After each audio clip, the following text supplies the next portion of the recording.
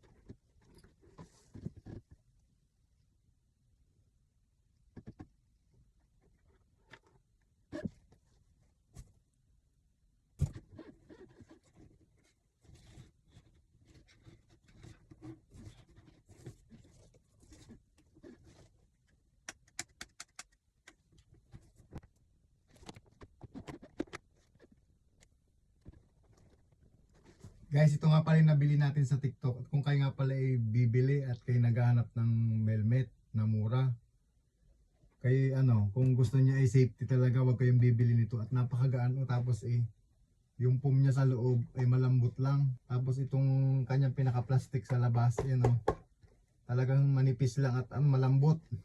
Kaya delikado natin kung gamitin kung para sa safety. Ito ay parang props lang na may helmet ka, pero hindi ka mapoproteksyonan sa kapag yung ulo mo, baka may pag basag tong plastic na to. Maganda lang yung design niya. Maganda naman yung design niya, kaya parang mamahalin. Tapos kaso lang, hindi siya talaga hindi talaga siya magandang gagamitin niyo para sa malayo, para hindi siya safety, guys. Parang pag kayo nabagok at kayo na na sakyan na wala ding kwenta. Kasi talaga siya, magaan, para talagang disposable. So yun lang, guys. Maganda naman yung design niya dahil dual visor din siya. Ayan.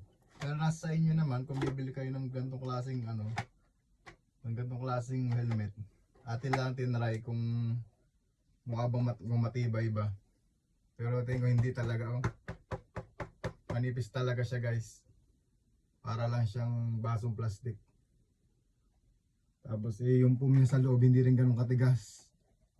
Kaya madali ding mawawasak yung foam niya sa loob. Yun lang, guys. Para sa mga gustong bumili ng murang helmet. Kaya kung bibili kayo yung medyo kahit medyo mahal, at least safe naman kayo. Safe yung inyong So yun, guys, maganda naman sana yung design, kasi para talaga siyang mamahalin. Kaso yun nga lang, hindi talaga siya ari. Yung parang dyan lang, sa mga malingki-malingki lang. Pwede na sa pamamalingki yan. Sa malapitan lang. So yun lang, guys, maraming salamat.